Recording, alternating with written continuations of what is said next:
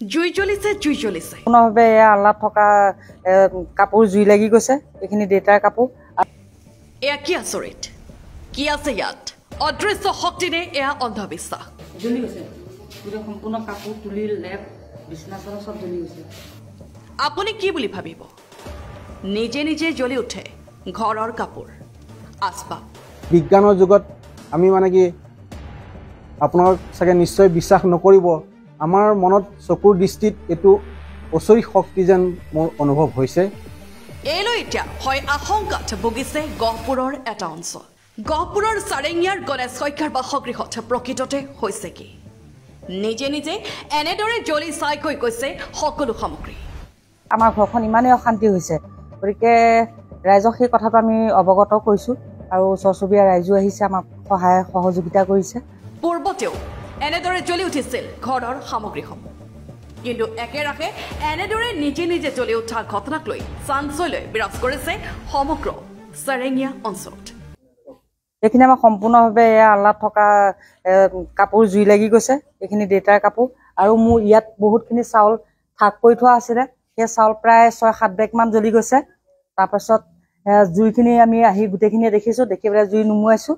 বান্দাত এতিয়া এয়া চাউল আমি ইয়াত থৈয়ে দিছোঁ, ৰাইজক দিব পৰা নাইকিয়া।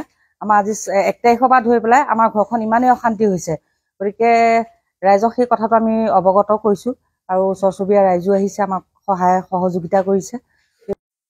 হয়, নমস্কাৰ। মই চাৰিঙা গাঁৱৰ নিবাসী।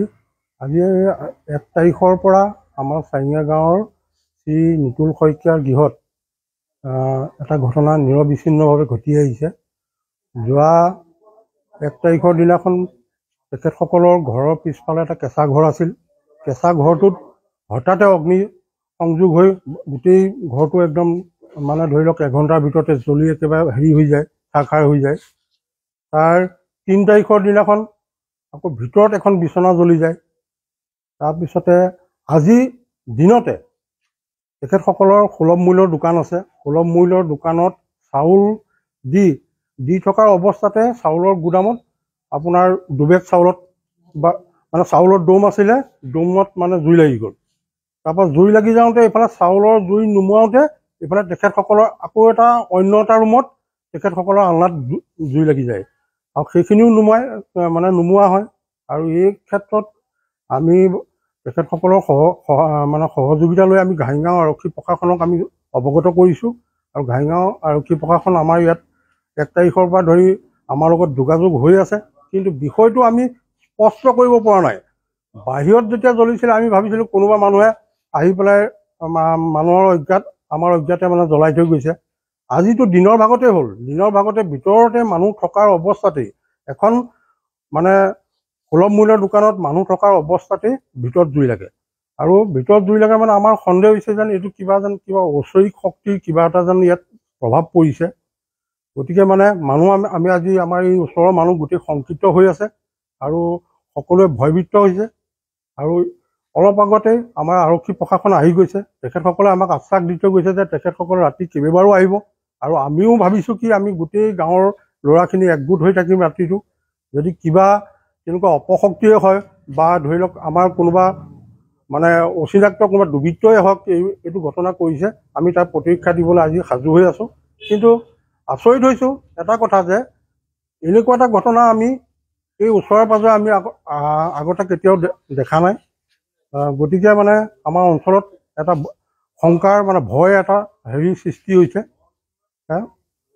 গৃহত এটা অলৌকিক ঘটনা সংঘটিত হৈছে।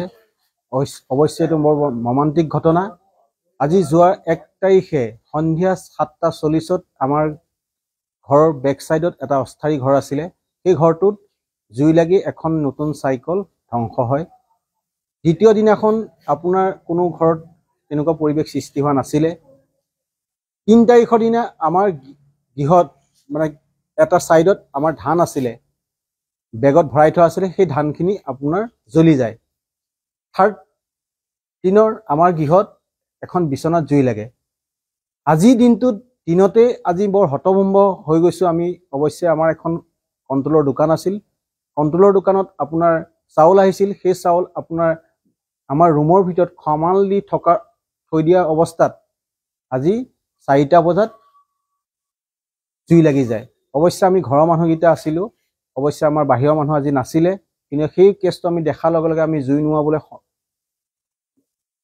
নুমাব আমি পাৰিছোঁ পানীৰ ব্যৱস্থা কৰিবলৈ। তাৰ দ্বিতীয়তে সেই জুই নুমোৱাৰ পিছতেই আমাৰ গৃহত আকৌ ছাইডৰ ৰুমটোত আমাৰ আলনাত কাপোৰ আছিলে, মোৰ দেউতাৰ কাপোৰ আছিলে, এটা পাঞ্জাবী চাৰ্ট চুৰিয়াত, তাত জুই লাগি গ'ল। সেই জুই নিৰাময় কৰিব পাৰিলোঁ। অৱশ্যে আমি এতিয়াও অৱশ্যে মৰ্মান্বিত হৈছে এই ধৰণৰ ঘটনা সংঘটিত হোৱাৰ কাৰণে। অৱশ্যে আমি আজি বিজ্ঞানৰ যুগত আমি আপোনালোক চাগে নিশ্চয় বিশ্বাস নকৰিব, আমাৰ মনত চকুৰ দৃষ্টিত এইটো অচৰিত শক্তি যেন মোৰ অনুভৱ হৈছে। আৰু ইয়াকে কৈ মই ব্যুৰ' ৰিপৰ্ট N24 আছাম।